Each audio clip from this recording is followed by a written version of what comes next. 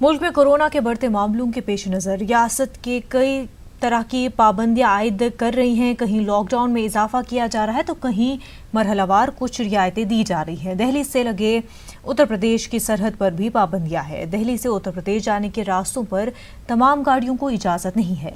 गाजियाबाद और कई दूसरे शाहराहों पर गाड़ियां कुछ यूं रेंगती नजर आई।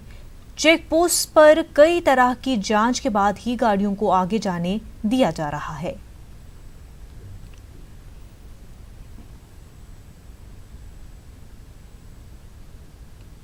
बेंगलुरु के एक क्वारंटीन सेंटर में मौजूद 8 हमला खवातीन रिहाई का मुतालबा कर रही हैं।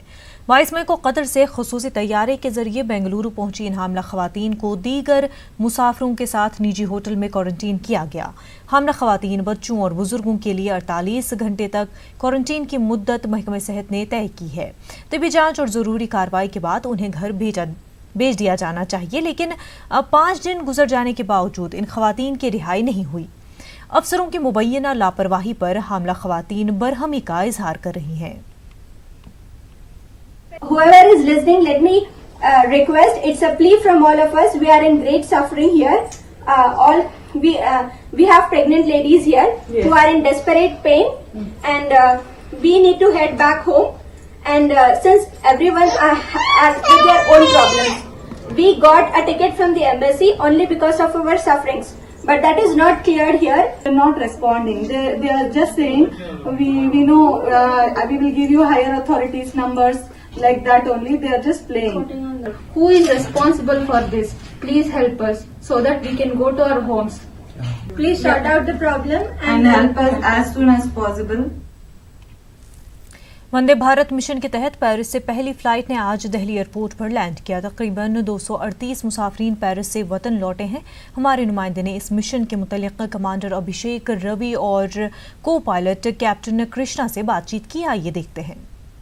मौजूद हैं अभिषेक रवि जो कि कमांडर हैं और कैप्टन कृष्णन हमारे साथ मौजूद हैं। और जो पहली फ्लाइट लैंड हुई है पेरिस से वंदे भारत मिशन के तहत जो पहली फ्लाइट आई है इस वक्त दिल्ली एयरपोर्ट पे एयर इंडिया के दोनों पायलट हैं। सर, किस तरीके से प्रिकॉशंस वगैरह लिए जा रहे हैं फ्लाइट के अंदर जो वंदे भारत मिशन के तहत जो फ्लाइट विदेशों से आ रही है, और खासतौर से आप जो पेरिस से फ्लाइट लेकर उड़ान भरे हैं, 8 घंटे से ज्यादा की फ्लाइट है? देखिए, प्रिकॉशंस अच्छे से लिए गए हैं। ये एक वैक्यूएशन फ्लाइट है। सबको फेस मास्क प्रोवाइड करे गए हैं, सबको ग्लव्स प्रोवाइड करे गए हैं, खाना पानी सबको प्रोवाइड किया गया है। हमारे कैबिन क्रू को हैजमेट सूट्स दिए, हमें भी हैजमेट सूट दिया है। एंड जितना एक दूसरे से कांटेक्ट कम कर पाए उतना हम कर रहे हैं। पेरिस में क्या स्थिति है? जैसे इंडिया में चेकअप हो रहा है, क्या उसी तरीके से पेरिस में भी हो रहा है?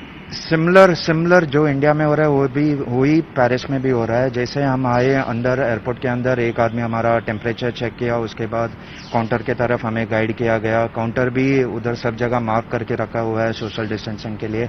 बहुत सारा काउंटर्स बना के रखे हुए हैं वो लोग।